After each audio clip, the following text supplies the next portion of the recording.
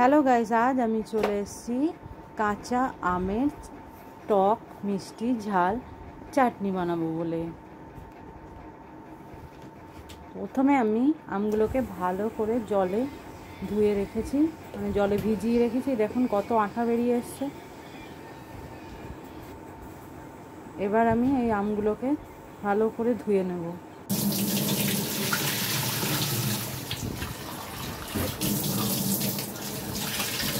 ধোয়া হয়ে গেছে, জলটা ছেঁকে নিলাম। আর একবার ভালো করে আঠাগুলো মুখগুলো ধুয়ে নেব। আমের আঠা খুবই খতরনাক, যদি একটু হাতে পায়ে কোথাও লেগে যায় পুরো একদম ঘা হয়ে যাবে। সেই জন্য ভালো করে ধুয়ে নিতে হবে। আমগুলো ভালো করে ধোয়া হয়ে গেছে।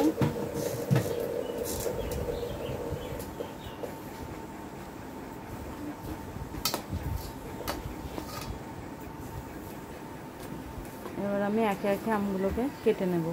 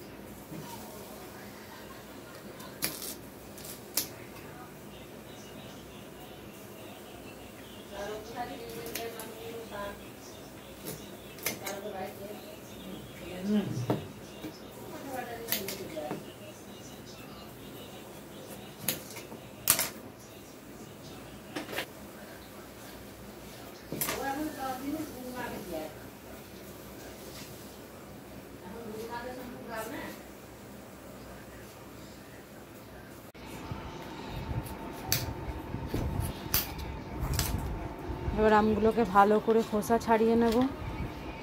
খোসা ছাড়িয়ে আমগুলো আমি পিস পিস করে কেটে নেব, ফালি ফালি করে।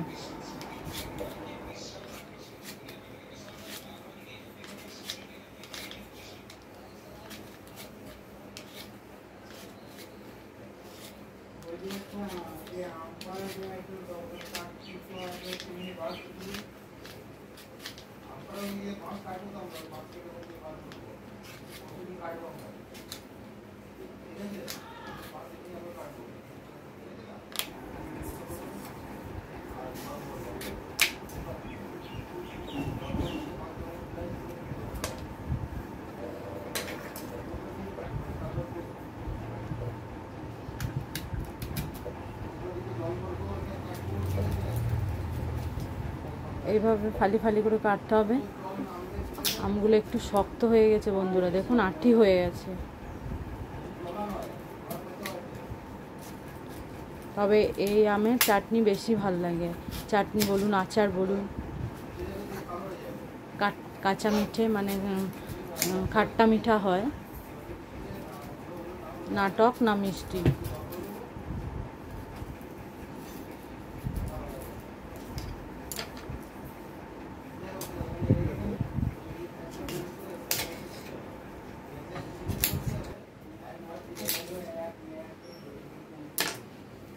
এই যে ফালি ফালি করে কাটা হয়ে গেছে, দেখে নিন।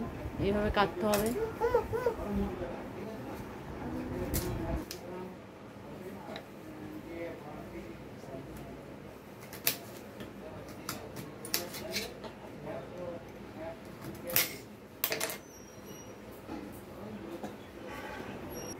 এই যে আমার আম কাটা কমপ্লিট হয়ে গেছে। এর মধ্যে দিয়ে দেবো চিনি।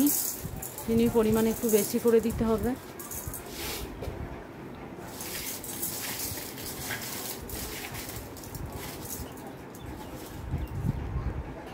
এবার দিয়ে দেবো 1 চামচ নুন। এবার ভালো করে মাখিয়ে নেবো এটাকে। ভালো করে মেশানো হয়ে গেছে নুন চিনিটা। এবার আমি ঢাকা দিয়ে আধ ঘন্টা রেখে দেব।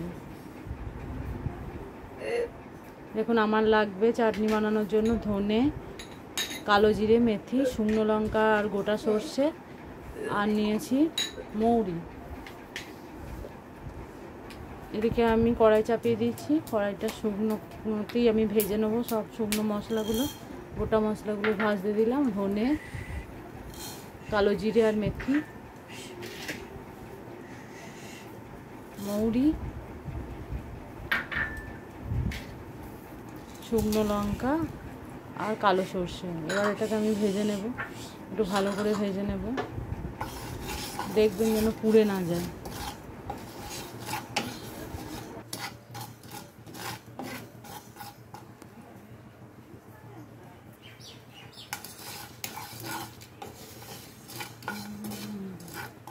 ব্যাস আমার ভাজা হয়ে গেছে। এবার আমি এটাকে হামাল দিস্তায় গুঁড়ো করে নেবো। খুব মিহি করব না, একটু সামান্য গোটা থাকবে।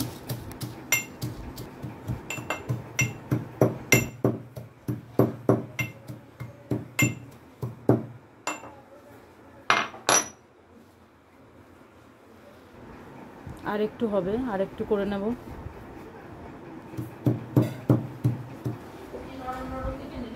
এই দেখুন, এরকম হলেই হবে।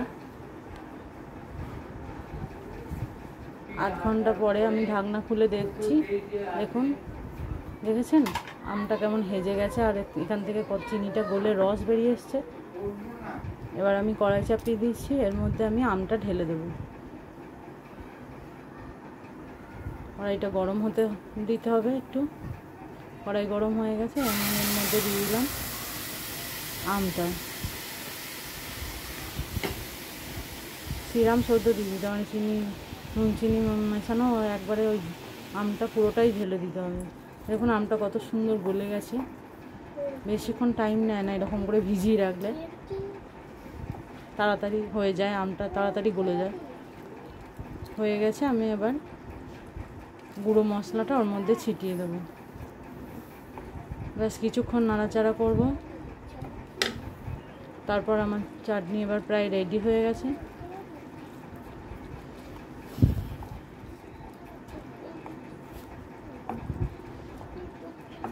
দেখুন বন্ধুরা কত সুন্দর হয়েছে।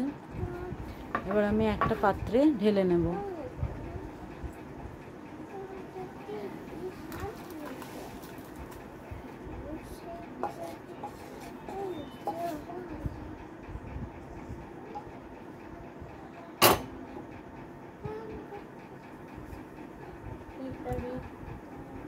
দেখুন কত সুন্দর দেখতে হয়েছে।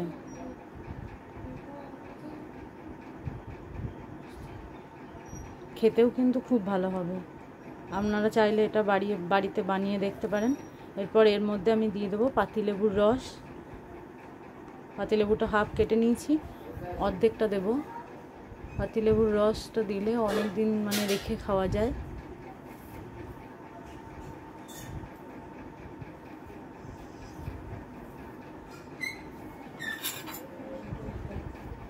ব্যাস আমার চাটনি রেডি।